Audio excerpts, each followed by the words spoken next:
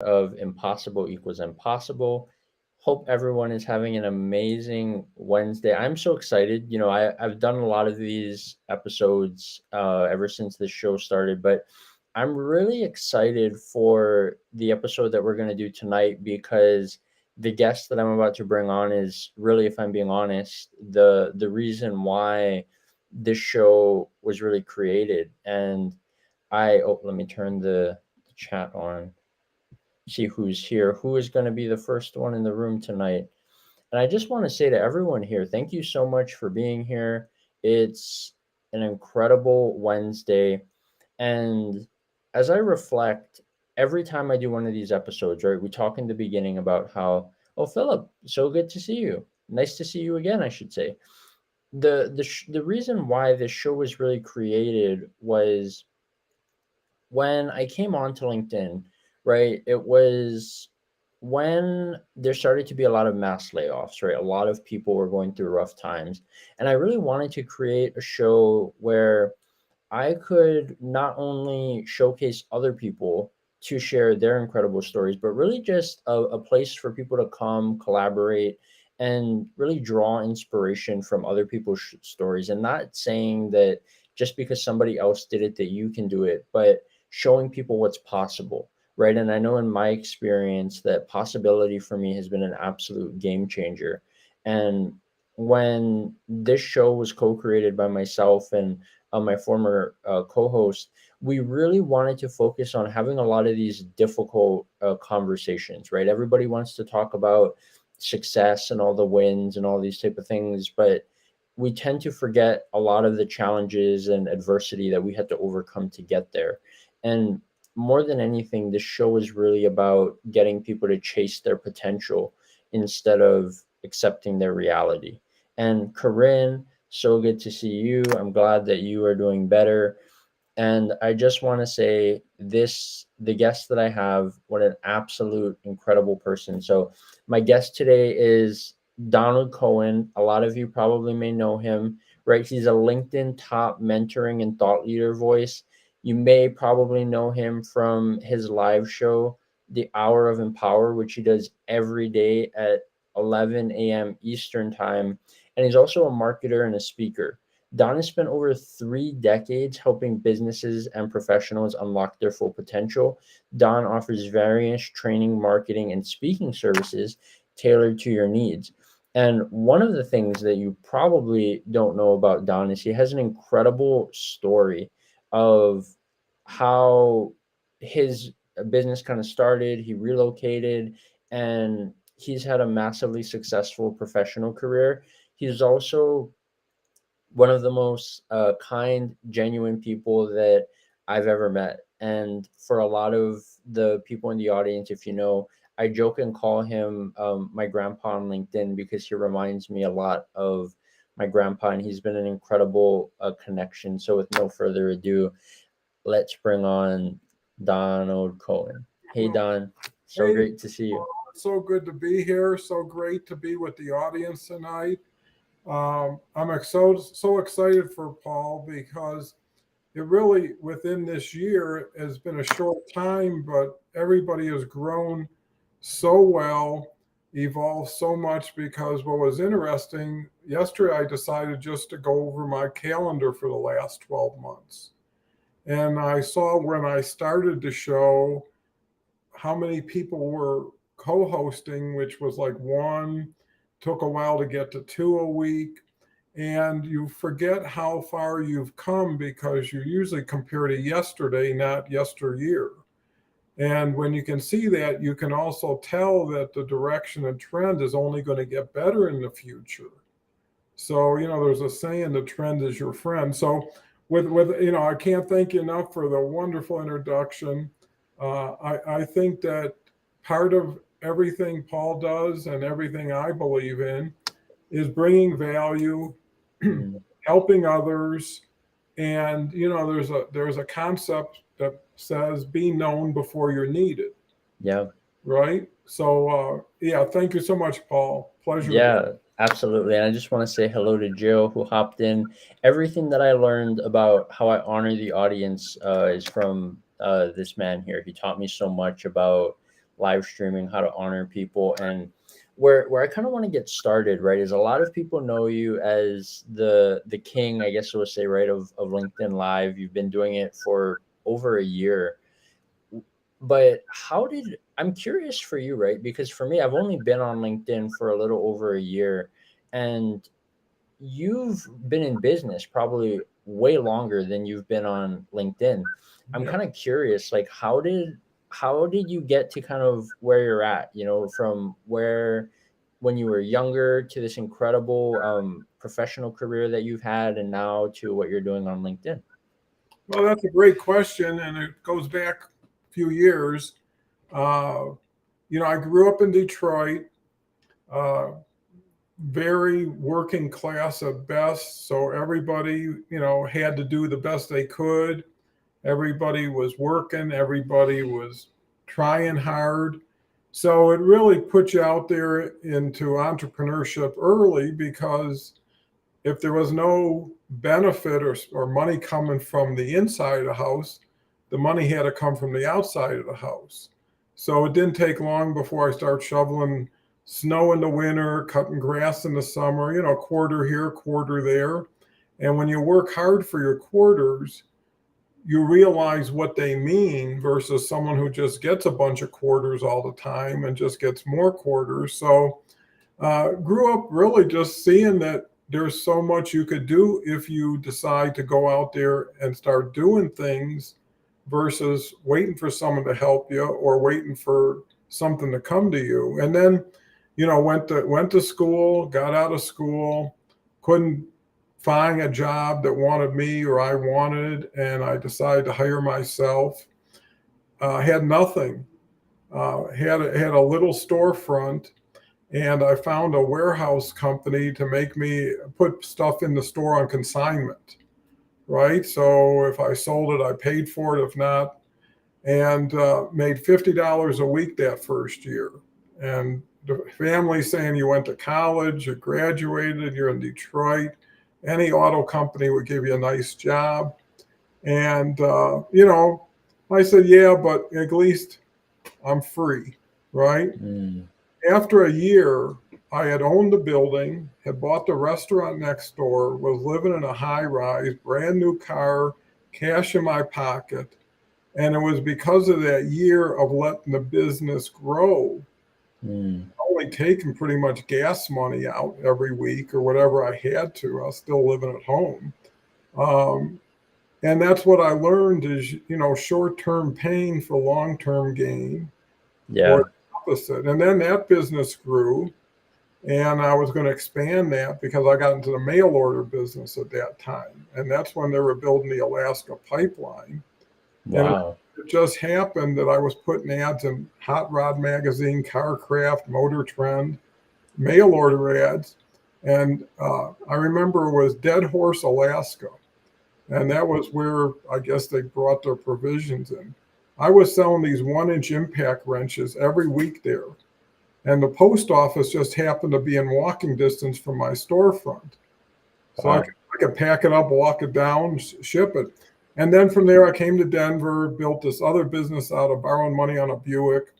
It became a huge national specialty retail chain. And then at the late 1990s, I pivoted everything to online, had a very successful website. And then at the end of that, about 10 years later, I got hooked up with Walmart.com and then became a huge marketplace player. And then decided that, got a beautiful family, really would rather spend more time. So retired, took a few years off, didn't do very much. And then I found LinkedIn, and I felt I was even more relevant because of all my experience, but then all of my experience seeing what's outside of where I was. I had like tunnel vision. And I worked hard on LinkedIn. I got 37,000 connections really quickly. Everything was, and they were active connections, because I only connected with people that were posting or commenting. I wasn't targeting niches, finding out they never had any interest, aren't active, don't care. And then all you're doing is collecting nameplates. Well, long story short, had another individual say, why don't we do a LinkedIn Live? I had never done it. And without him, I couldn't have done it. And we did 2 a week for about 6 months. Wow. And then I was the only one showing up. So I decided if I'm only going to be here, I might as well just do my own. And I wanted to do it my way, which was, again, value, service, and learning the trade before you actually have to commit to monetizing it. So started just a year ago with me, myself, and I. Tara Gooch came in, Jenny Maxwell showed up, Gretchen came in. I met people through Trevor's show. Yeah, a lot of incredible people for sure. Right, a little bit of here, a little bit of there, and then it started gelling. Then it exploded because everybody wants to be where everybody is. Yeah. And there's a lot of shows, but there's not a lot of audience-driven shows. Yeah. There's a lot of look at me, what did I do? And I find it has to be bottom up for it to last, because they're the people who make shows like this possible. So since then, I've been figuring out what I actually do, because everybody that comes on the show, it's a runway, and pretty soon they got their own show. Pretty soon they're getting all kinds of visibility and awareness. Yeah. So I said, why not just do an onboarding process, right? Where people could learn best practices, could have a show without having the responsibility of it until they're comfortable. So anyways, that brings us kind of up to date. And I actually think what this is and what it will be is bigger than anything I've been in. And I've been in some big things, because the final thought before turning it back over is you can commoditize products, but you can't commoditize people, right? So, anybody can sell what anybody can sell if they can pay for it on the product side. On the people side, you got to earn it. And that has to be through trust and integrity and relationship, and really being a giver. And one last thing, I always say that, is Bob Berg, who wrote the book, The Go Giver. I don't know if you're familiar with him. I've heard of it. I haven't read it, though. Yeah, it's among the top 20 business books ever written by the Wall Street Journal.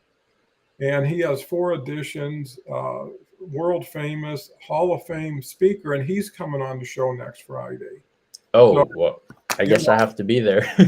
Well, everybody should, because, it's just interesting. So anyways, Paul, didn't mean to delve too No, like you taught me, right? This is all about you and the audience. And before I respond to what you said, I just want to say hello to some people. My good friend Damien. I don't know if you guys are connected, Don, but you definitely have to connect with Damien. He's an incredible person on this platform. He does a lot of work, and he does a lot of events and things as well. Danita, so good to see you. She supports me everywhere that I go, pretty much. Deidre, good to see you. She's in New Zealand. Who else is here? Supermom, Lachelle. You've had Lachelle come on your show a few times. And Lachelle's just the best, and I would support her show. I know she does one. And you know what I find?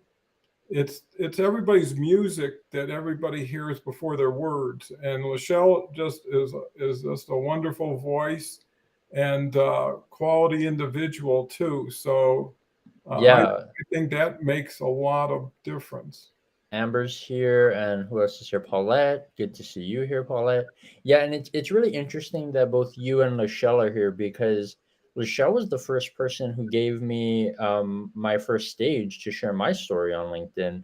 And now we have you here, who is the reason why this live show is here. So it's kind of like funny how life works. But you talked about something that was so interesting. And I know you talk about it all the time, that you essentially learned since you were a teenager that you were kind of basically born to be an entrepreneur, right? I always joke with people that I found out the hard way, right? I spent probably a good 6-7 years in corporate and working for other people, until I realized that, Gabe, good to see you, my friend, until I realized that I wasn't really the best, not necessarily employee, and that I wasn't coachable, but it's just that a lot of times the way that corporate is set up is a lot of people have such a hesitancy to change, right? And as you and I both know with entrepreneurship, we're always changing, right? So it was really just kind of a huge conflict for me. And Zamora's here and awesome.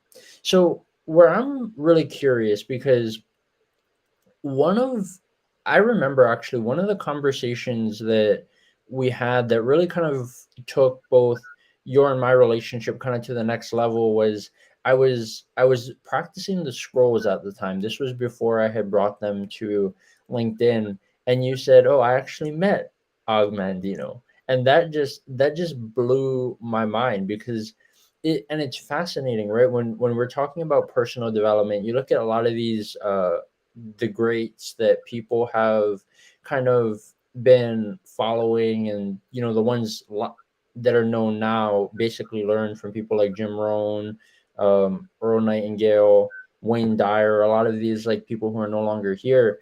And I know that for you, you've met a lot of these people, and I'm wondering who out of everybody that you've met, right? A lot of these incredible authors, speakers, coaches, who's been the most impactful one that you've met in person, and what did they teach you?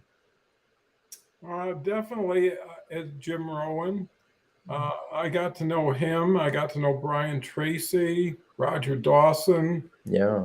Andino, Connie Podesta. I don't know if you know Mhm. her, but she's I haven't just. heard of her. Uh, but yeah, Jim Rohn. He was really a down home, easygoing guy. Almost all of these individuals, Les Brown, uh, Yeah. you name it, they all came from challenging situations. Mm. Jim Rohn had made his first $1 million at 31 and was broke 3 years later.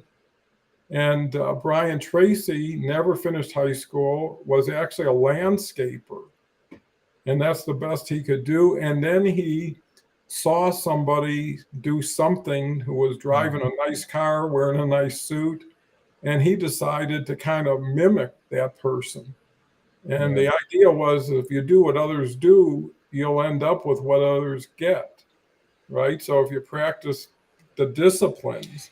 So yeah, Mhm. Jim Rohn, he always had some good ideas and good thoughts. One thing he always said is, and we were talking about tipping, and he said, one time he was getting somebody to help him out, Mhm. and the person gave such exceptional service that he couldn't determine the tip he wanted to give that person. And he was between two tips and he gave the smaller one.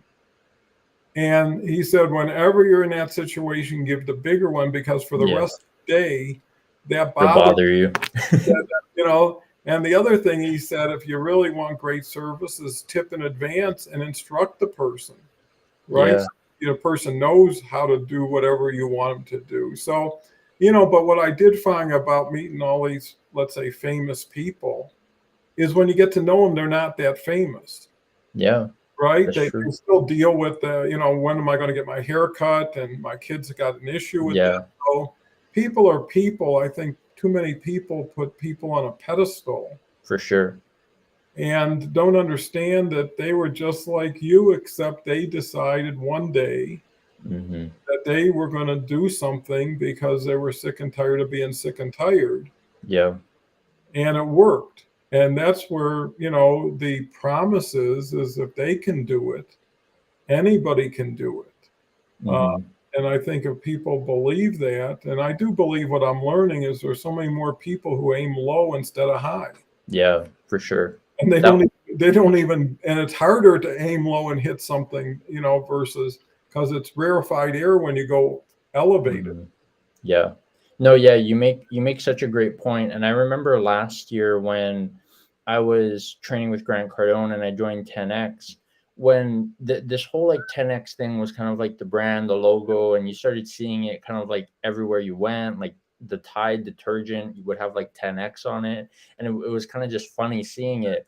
People always thought that it was about like money, but really what it was it was about multiplying yourself 10 times over across every area of your life. And I remember one of I got to actually have a conversation with multiple with Grant Cardone. And I remember he told me something that really kind of blew my mind. And he said that I haven't actually hit any of my 10x goals, because when he kind of came up with 10x, he was already, like he's made his millions, and now they say he's a billionaire and all these type of things. So it's like, if you're already at a billion, to go to 10x is like 10 billion, right? That's pretty challenging. And what he said was, the whole point of 10x is that you end up achieving more than you thought that you would have done. So it's like, if your goal was to say like make 100,000 or whatever, and you set your goal for 1 million, maybe you end up hitting like 200 or 350 or 300. I'm just using that as an example, but it's still like way more money than you would have made at the 100. So it now that I think about it, with what this show is all about, it really is the idea of turning kind of impossible to impossible. And one of the things that's been so fascinating about your story is that not only have you achieved massive success, but you're also like incredibly genuine, kind, humbled. I could go on and on. And you taught me such a valuable lesson, because I remember when I came into LinkedIn, I've kind of always had this kind of like chip on my shoulder, because I was always the youngest one, and I overcame a lot of adversity, but I didn't really kind of deal with it until the past couple years. And I remember you said something to me that really kind of just floored me. And you said that sometimes we're not always the star of the show. And I thought it was really funny that you said that, because, well, it was your show.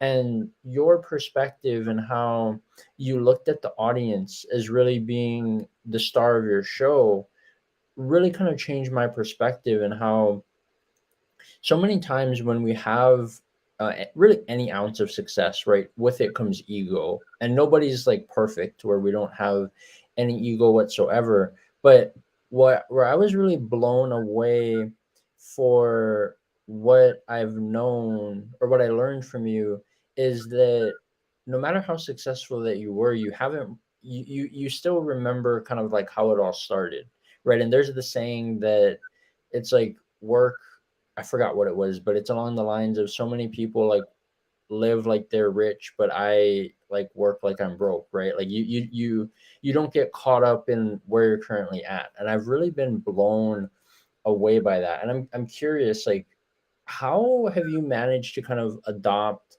that mindset? Was it like how you grew up? Was it a mentor that you had? Like, what was it that's really allowed you to maintain that thinking? Because I would say that that's pretty rare that you see nowadays. Well, that's an excellent question, Paul, and I appreciate it. And it's really understanding your priorities and what is most important. And I always put my family first. And it's always paid off, because when your family's with you and behind you, you go to work with a tailwind. If you're fighting at home and fighting at work, there's no room for support, right? You're doing a two front battle. And your family should and could be there when your business isn't. Businesses come and go, money comes and goes. And I think when you grow up modest and humble and grateful, even during some of my biggest years, me and my wife, we would drive our cars 12 years before we get a new one. We lived in the same house for 30 years, our first house, and it's now my daughter's house. So, and that's the only house she's ever had. And it was just in a modest neighborhood. I think we paid 100,000 for it. Now that was like 40 years ago, but the point is that's all we needed to be happy. And what made that house most valuable was the neighbors. We became Yeah. so close to the 3, 4 neighbors around us.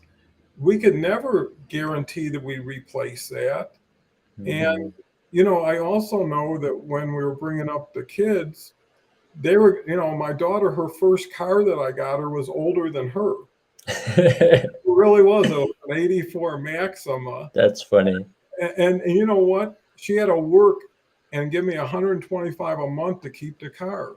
And both Wow. did the same thing. They both went to Sears. They both worked. And even college, I made them split it. They Wow. they had to pay for it because hey, and now they grew up and both of them I can't gush about them, what they've accomplished, what they have, and it was because they knew what the value of money is, what it was Mm, to earn it, and yeah. there is no free lunches. So to your point, I even then adopted one more step, which was minimalism, Yeah. right? Because I was finding I was busy doing things around the house and everything else that added up to a lot of time that I didn't really like doing. Mm, That if I have that time and I could reinvest it in what I do best. yeah. So I think the key with money is the only people who think it's really important are the people who've never had any. Yeah, for sure. I completely agree with everything that you said because when you're kind of growing up and a lot of kids are experiencing this now, right? Because of social media and how a lot of these social media platforms like kind of facilitate this facade of the fancy cars and the houses that people really don't have, right? They're living a lifestyle they can't afford. A lot of people feel like once they make the money they'll make it, and that was one of the lessons that I learned was that you find that once you get there it's not all that you thought it was made out to be, right? I remember when for me last year, I a few years prior, i I wanted to go on a yacht, right? And I grew up in Hawaii, and I was always like on the water. They always had these like big boats and all these type of things, and it was so expensive. And I was thinking with the employee mindset at the time, right? And you always say like job is just over broke, and it's true. There's a reason why a lot of people who are working for somebody else aren't able to get ahead because the system's just not made for them to win. But anyway, I remember telling myself I would watch this reality TV show called Below Deck, and it was basically like a super yacht type of thing. And I remember when I went on the yacht last year, I thought to myself, I was like, this is like a really cool experience. Like I got to say that I did it, but if I waited my entire life to do this, I would have been like really disappointed. And the point to make for that is so many times we place so much expectations on things, right? Where and it's like a lot of people live life conditionally to the point where they say, oh, when I make this amount of money, like I'll do this. And then it's like once you get to that point, either inflation happens or something else happens and you're like, oh shoot, now I can't do that anymore. And I love the perspective that you've really kind of adopted of just to your point of minimalism. So many people look at it in terms of like a negative connotation, right? Like, oh, you're cheap or all these type of things. But it was really fascinating, and I think we talked about this on your show. There's a documentary on Netflix called The Minimalist Less Is Now.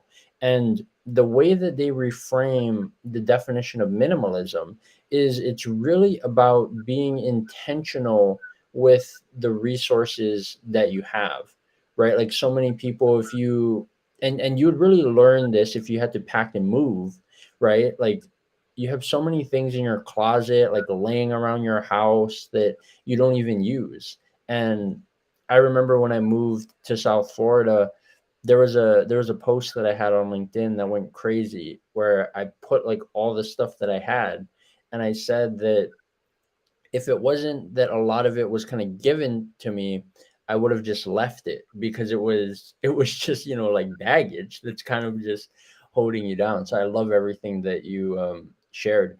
And I guess the point that I want to go next is I talk so much about LinkedIn, right? Like I really do believe that LinkedIn is going to be the mecca of social media in the next couple years. How did you stumble on LinkedIn, and what was it? that really kind of drew you to LinkedIn that was like, this is something that I think is going to be massive? I'm curious. Yeah, that's kind of interesting because I was in business. I was in high level uh, elements, and really being forward thinking and being on the cutting edge. So I was always into, I jumped on eBay when it came out. I jumped on Google. I jumped on uh, Amazon. All of these companies that in the beginning everybody thought was strange, but I understood where they were heading and jumped on board early. And if you can get ahead of the curve, you've got open field. But more importantly, in other words, when I went online, I had to fight everybody that already had online.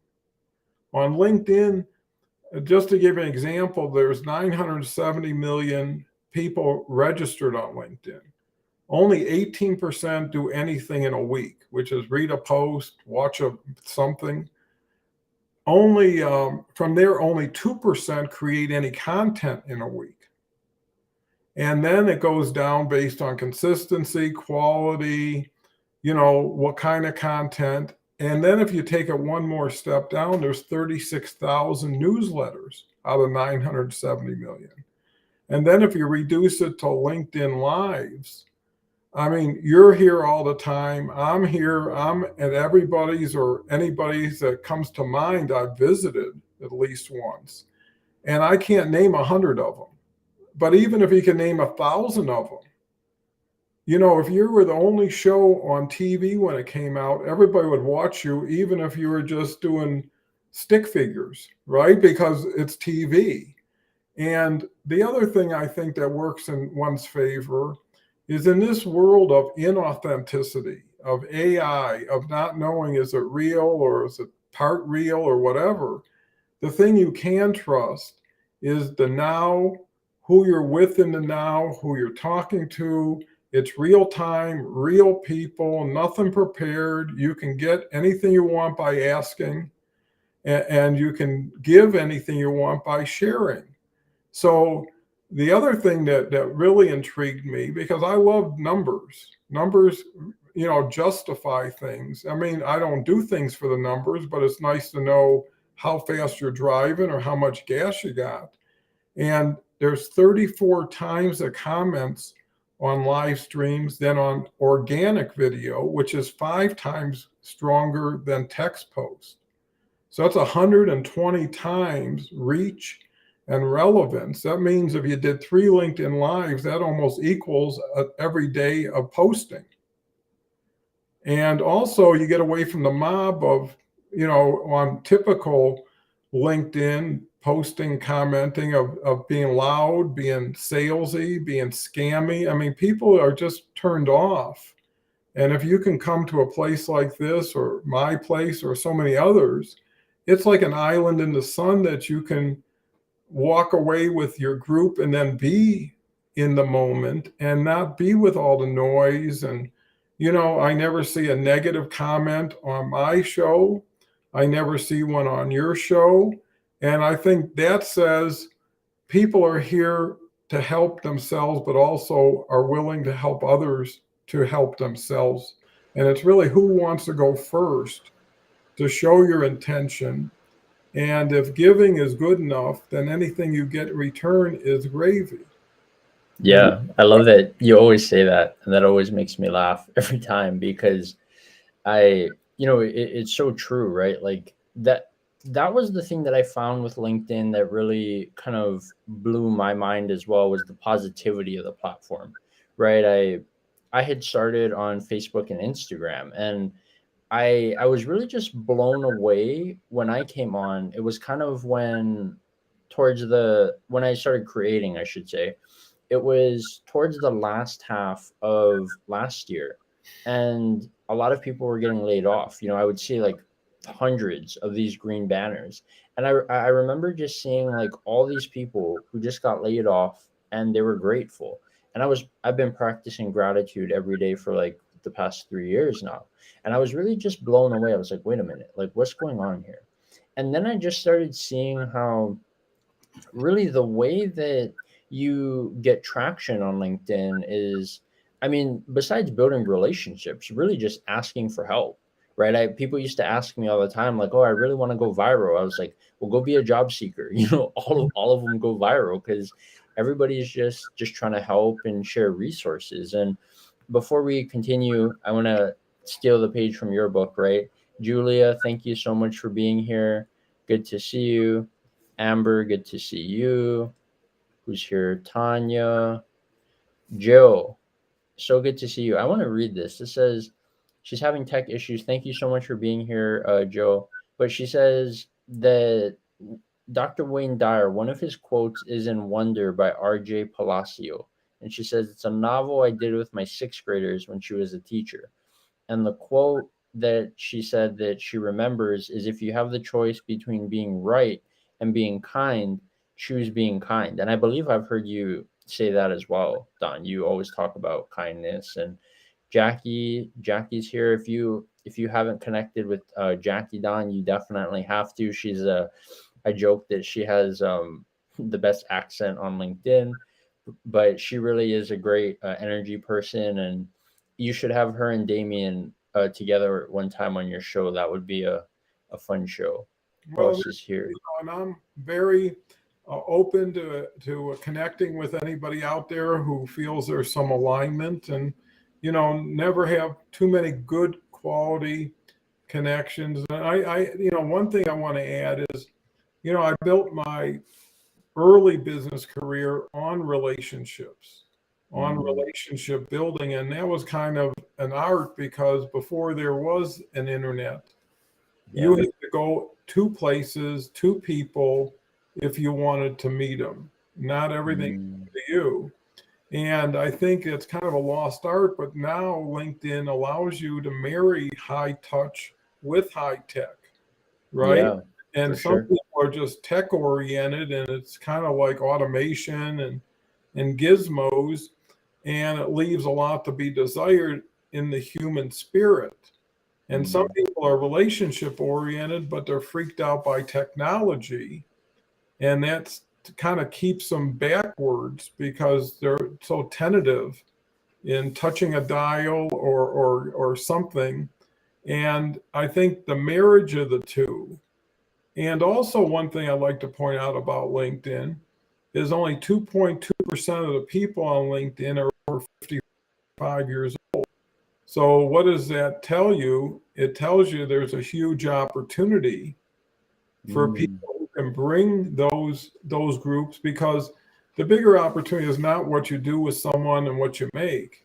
It's how you can connect people. And if there's Mm.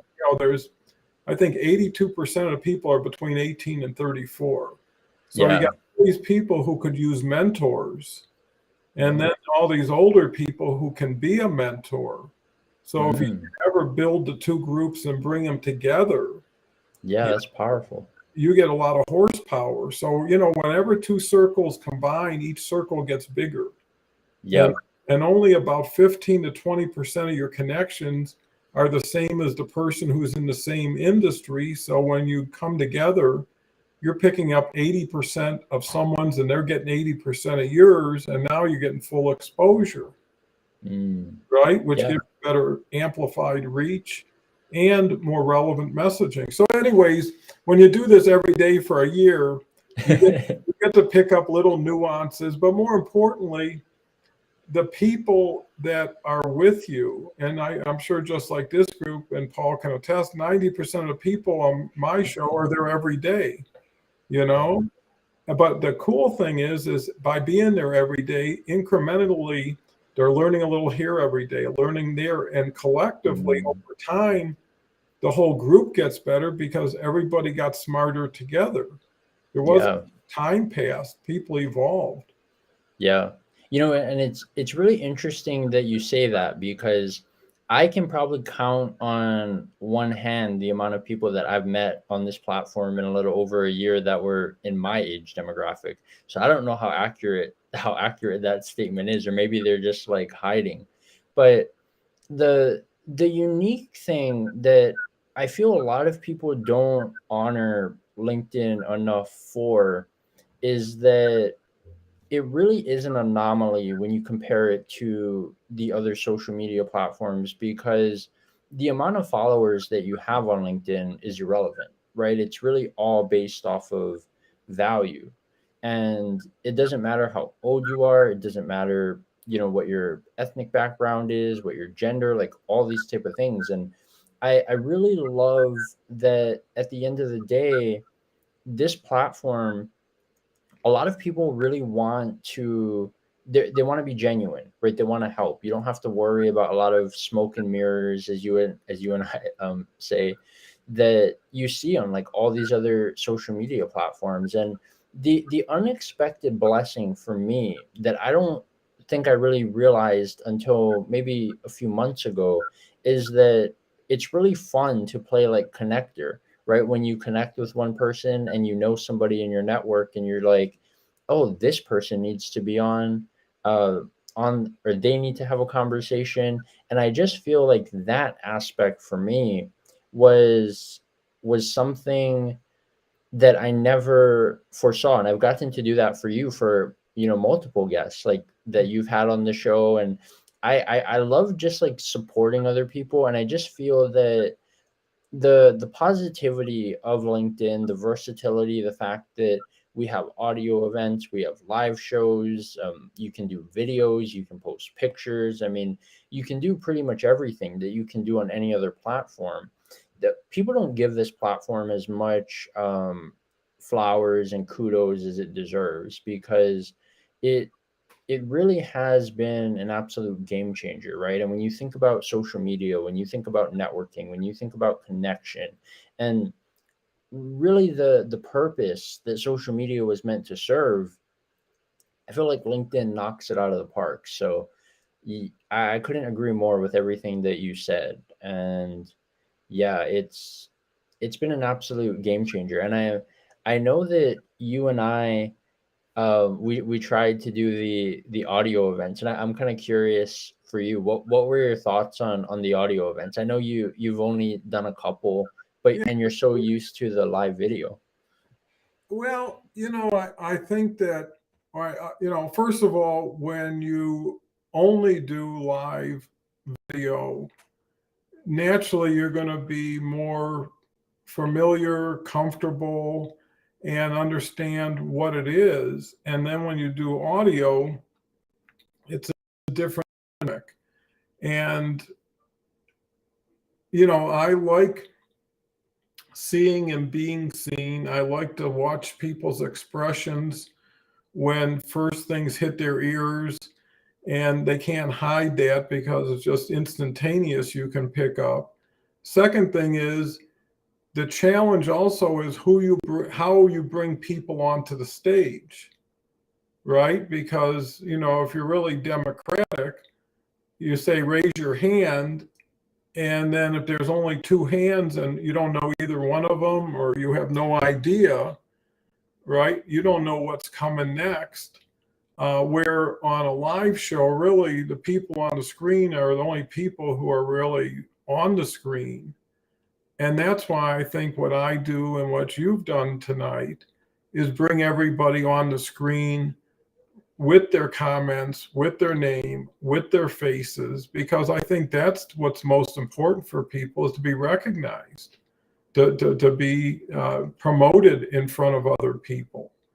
And, even if it's Jim, hi, well, Jim's here, right? And what you want to be is better than what the experience most people have had, right? Because only through comparison do you know, well, compared to that, this is night and day. Or, hey, I'm going back there, I didn't know how good it was, versus what else goes on. I think, to your point, to people who come on to LinkedIn doesn't give you a playbook. It doesn't give you a roadmap, doesn't tell you what to Yep. do, doesn't even tell you what not to do. And you find out Mhm. by accident. I didn't know I wasn't in compliance. I didn't know I couldn't invite these other people. I mean, there's not a red line that said back off. It's just Right. you're off, and then maybe you get back. So it's who you come in contact with first on LinkedIn, because that's your impression.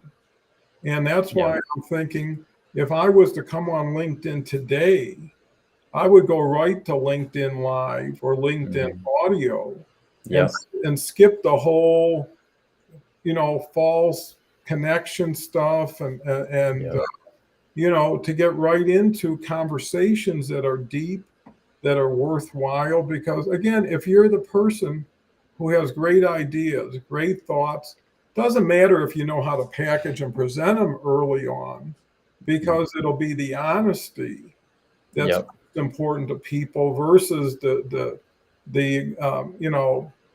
showmanship of it, or the sleight of hand. Because the other key is consistency. And one thing about having a facade is you forget who it was what story you told to who. Who am I supposed to be right now? So it's easier, because if you're doing a lot, just do it the way it is, and you'll never have to remember what you said. And then you have to also give yourself a perspective of time, right? It's like people are like, they quit all the time because for some reason they thought it was going to happen easier, faster, or better. And that's when you get connected to people who are selling you something. Instead of supporting you with something. And then if it works, then you're selling somebody that something too, and that duplicates. It's so true. And what was really interesting for me was, and you and I both do similar things now on LinkedIn, with creating courses and helping other people kind of get launched. But I remember when I first started, it was really weird for me because I was so used to just kind of giving a lot of things away. And I remember one of my connections that you've had on your show multiple times, Dr. Brian Sagre. And he said something when he created his business that, I've essentially been doing this since day one, right? Like, I've been connecting people, I've been building relationships, I've been showing people that everything that I do is like genuine and has a lot of value. But for some reason, a lot of people just have a hard time like kind of putting that together. And I know that when one of the conversations that you and I had, because you were in the same boat, right? Where before you monetized anything, you just gave for a year, right? And you did so many things, you connected people, allowed them, gave them platforms and all these incredible things. Lee, so good to see you, my friend. And it's been fascinating to see that even though you have way more life experience than I do, we're kind of on like similar journeys. And I'm curious for you, like, how did you really kind of come to the realization that, okay, now was the time to monetize? But how have you found that kind of unfold? Because I know for me, one of the things that's really interesting is anytime money gets involved into the conversation, things tend to get a little awkward, right? Like, as soon as it's mentioned, people are like, oh, I'm not so sure, and all these type of things. But it seems like you've really kind of figured out a system. So I'm curious for you, like, how has your journey been to kind of monetization? Yeah, great question. And that's it's not easy, because you start out giving and giving, and there's so many people who have been used to getting without paying, that when you say money, it's like, well, I never had to do that before. But that's really majoring in the minors, because everything that's good, especially more importantly yourself, needs to be invested in. And until you put some skin in the game, you don't take responsibility or accountability for the result, because, hey, I didn't pay anything, can't lose anything. And that's true financially. But what is your time worth? What if it takes you 6 months and it could have taken you a month, and now you've got 5 months to apply this? So what I thought, again, there's different markets for different things. What everybody has to be totally aware of and I am, is time efficiency. How many people can you touch in a positive way in the shortest time possible in the most cost efficient way? So in the traditional physical world, it was one-on-one, one with a group, but it was like I have to drive there, have to set up, have to do what I do, have to come home. That's a long day. So for the people I have that are really into the program and into the people around them, because it is really community building more than anything else, is who now, once they trust everybody, once they like everybody, once they know everybody, and those are essential, wants to go to work, wants to do something, wants to join forces in something. And it can't be, you're a great person, I'm a great person, we'll even be greater tomorrow. And what I'm considering, and I've been kind of sampling, is now I'm looking at a $97 a month every week collaborative Zoom call for best practices that everybody can afford, and then allow them a runway to create their own live show, or in your case, an audio event or a live show, and then it gives them wings. Because when you see everybody coming on who never had a show, never knew about live, and actually a lot of people who were totally intimidated by being on a live show. Yeah. And within 2 months, they've got their own show. So, once you get it, and I think Paul's way ahead of the curve by getting it this early, is it's not how good the opportunity is unbelievable. It's how you're taking advantage of this. If CBS gave you free Super Bowl ads, you would find something to put on them. LinkedIn gives you unlimited ability to project to the audience they created with the tools they provide pretty much for free. And some people don't even post in a week. And the reason being, they don't think what they have to say is as important until they can come up with something they think is totally entertaining. And you're never going to get good until you get going. For sure. Yeah. Everything that you said is so true, right? And I think about the saying, I forgot who said it, but you'll never, if you're not willing to be bad, you won't ever become great. And I just want to say hello to some people before we get into the final. We're at about 7 minutes. This has been an incredible conversation. Lee, so good to see you, my friend. Zamora is here.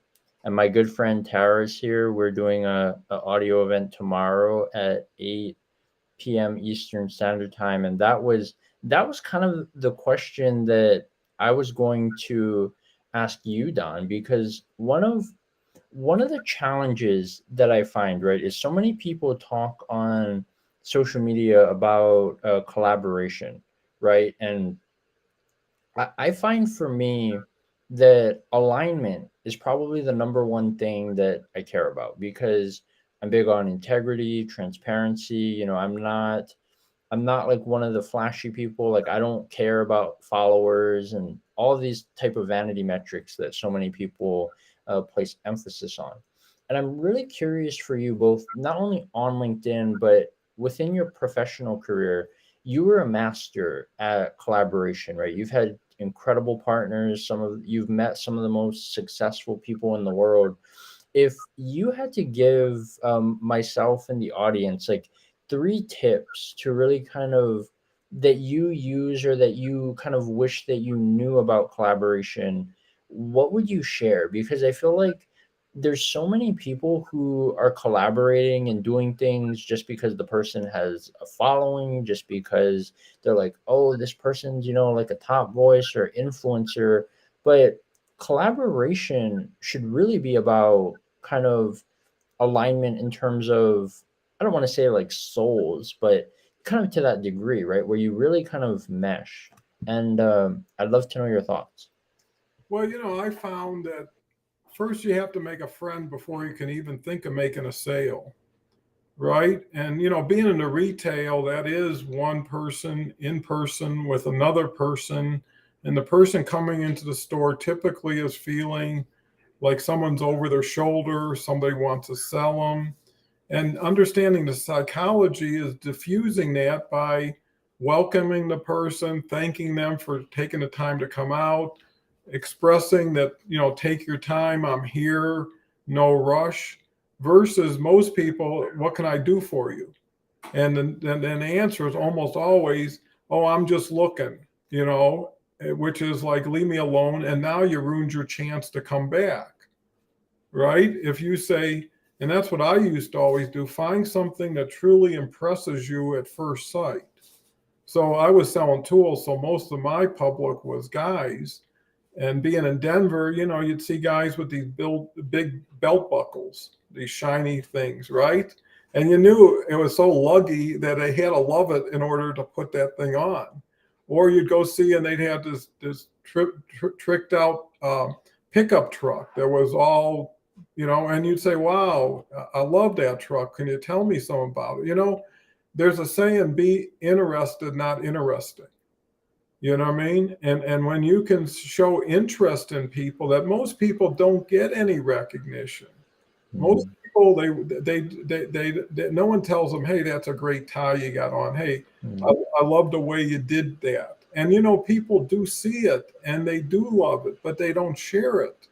And you don't get that honest feedback. So when you come into, even restaurants, yourself, when people know who you are, greet you by your name, shake your hand, have a table for you real quick, the food becomes secondary versus being in a great place with great food and you don't get your water, the service is bad. So be that person you want to meet you, right? Who is it that would really make a difference for you? Be that person while you're waiting. Yeah. And you may not have to wait because you may have just created yourself what you want. Another thing is have more satellites in orbit, right? I typically think 5 is about the most I can directly work with. There was a principle, even in direct sales or network marketing, was always 5 to get 5. Yeah. Right? And 3 times you'll be at 125 and you're still just working with 5 and teaching how to do that. So I think having the patience to know that it's better to build on rock than sand. It's better to have context. And here's the other thing. While you're being friendly to them and getting to know them, you're getting to know them in ways you would have never known by just, hey, I got something to sell you. Yeah. Because all of a sudden, what you're really doing is qualifying. Right? Yeah. What's their issue? What is the biggest pain point I can solve? What is the biggest resistance point that's stopping them from doing what I think and believe they should do for themselves and us? And then who wants to start the ball going? Yeah. And then how are you when things aren't good and it's with them? And, my experience going back to business was we always had some documentation because someone had to know what it was, but it was always a handshake. Yeah. And it was always like, oh, I didn't know the price went up that high, even though when we agreed that was the price. And somebody would say, oh, hey, I'll take care of you, which means that you're going to take care of me if there's something to it. And then the fear of getting taken advantage of goes away because it's like, whatever it is, they're going to work it out. You know what I mean? They're going to be right because that's how it should be. If we're collaborating, we're making money with and for each other, not off of each other. And people, they say, well, for me to get it, I got to take it or someone's got to give it to me. Instead of saying, put your money together, put it into something together and get it back and share a return on it. Yeah. But again, people don't have, unless you've been in business, unless you work with people, do you understand how long it takes to build quality relationships? And most people, they just did it, like it was something they have to get rid of in order to do something else. So I would say the other point I would make is if you can't do it, could we do it? Could you find somebody to make it easier for you to do it? And reaching out and asking for help is a natural thing that most people, because of pride or because they think I don't need help, I can figure it out, Well, maybe you can, maybe you can't, but is that the thing you're really focused on? Or Yeah. where were you planning to go with it? So I can't thank you enough. The hour went just as fast as my hour, which I always thought was the fastest hour on LinkedIn. Uh, Yeah. so yeah, you had some wonderful questions, Paul. I got a great audience. I think people pick up your positive, energetic vibe. And I always say it's the music people hear, not your words. And Yeah. You that's know, it's important. everything that you said, like really kind of resonated with me because w- one of the things that's been really interesting, right? Because I've got to spend the past couple years training with some of the most successful people in the world, and a lot of them I've paid $0, right? And I was really looking at, you see a lot of these people on social media, right? They got like 100,000 million of followers or whatever. And one of the things for me that I always took my relationships that I would build to the next level by doing something kind of personal, right? So I would send them like a personalized video. Usually it was like some type of training that I was a part of. So I would share them on my social media platforms and share the takeaway that I had. And the interesting part about this whole process is that when you think about it, right, somebody has 1 million followers, how many people are actually doing that, right? And it's the smallest things that make the biggest impact, because doing that, I always get a message back from a lot of these people, and they're like, wow, like nobody ever does that, when I come to these events to speak. And I was just like, I just wanted to let you know how impactful it was. And that was something that you taught me as well. Like, so many times people try to say something to be like interesting, right? And I remember you said something that you don't always have to say something that's profound. And it's really about kind of taking the time to get to know people, right? Being invested in them versus trying to sell them per se, right? And like really getting to know them as people. And then the other thing that you talked about, I mean, we could have an entire show, I feel like, on this idea of asking for help, but I I'm so fascinated by your story because you grew up in a generation where it was it was kind of frowned upon, right? For like men to like ask for help, right? You had to be this like strong person, and like emotion was considered weakness, but you seemed to really always kind of thrive in that environment. And for me, asking for help was something that took me a long time to learn because of the environment that I grew up in. Not blaming the environment, but it was just that you have to look at things from an objective perspective, right? That's just the way that the world was back then. It was a completely different place, and it it really is an incredible conversation. And I just want to say thank you so much for being here. Thank you so much to everybody in the audience. Zamora, good to see you. Tara, can't wait to chat with you and do an incredible audio event tomorrow. Amber was here. I know Tanya had to leave. Lee, all of you, if any of you haven't connected with Don, definitely go connect with him. Um, I'm sure he'd love to have a conversation with you, see if you'd be a fit on his show. And I'm just really grateful. So many times when we tend to evolve, right, and go on to bigger and better things, a lot of people tend to forget kind of where they came from. And while I don't attend your show every day anymore, I always try to stop in at least once or twice a week, because I know that I wouldn't have been on this live show. I wouldn't have met a lot of the incredible people that I've met through this platform if it wasn't for you. And I'm so grateful for uh, having you here, that we got to have this conversation. And how did it feel for you to be on the other end of the conversation? Beautiful. I think it did make me feel just like I was the host, because it is so much Yeah. like the format. And, gratitude means so much. And one thing I admire about Paul, he's always been active, always been involved, always checking new things out, always trying new things. And I think that's the key, is understanding you're just in a sandbox in the beginning, Mm.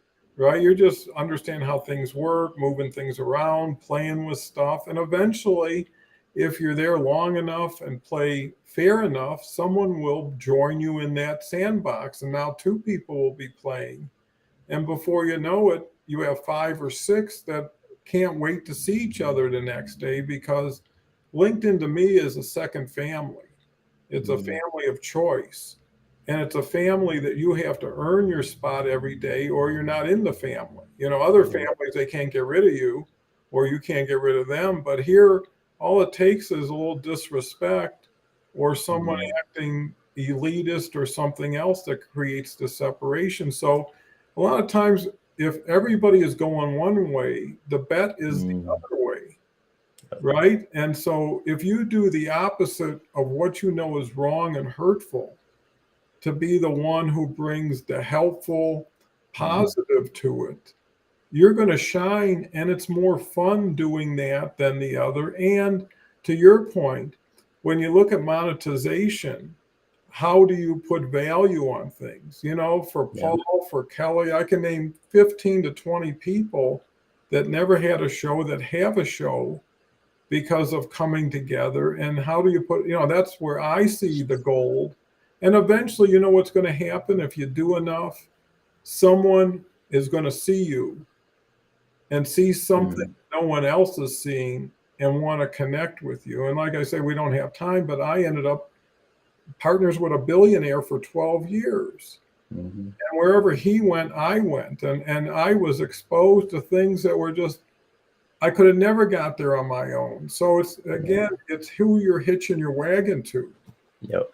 And where are they going? And is that where you want to go? So what I would say, you're at the front end of one of the biggest opportunities. And now is the time to start learning, and learning by doing. So Paul, thank you again. I have to commend Paul. The audience has been tremendous, and it's so gratifying to have people. And that's why I'm so audience focused, because the first person that showed up was my millionth person in my mind. And from there, the second person and the third person. So there is something to bootstrapping and learning little by little, because you'll learn it deeper and it lasts longer, those initial situations. So Paul, congratulations to a great show. Yeah, Don, it's been incredible. We'll definitely have to do something again sometime. I know it's been a while since I've been on your show. Maybe I'll have to come back and do that. But it's been fun, and Supermom enjoyed it too. It would be fun for you, me, and Supermom to do a show one day. That would be a fun. Yeah, so many combinations. I love people with other people, because there's it's like seasoning. There's a complement and contrast to everybody, and it is a visual event. So the more people see, the more difference they see, the more interesting and exciting and valuable. So yeah, we're learning little by little, and hopefully everybody else's learning curve can be shortened by jumping on our learning curve. Why start at the beginning when you can start at someone's middle? Shall we make it happen? She says that she's open to it. She says, I'm open to that.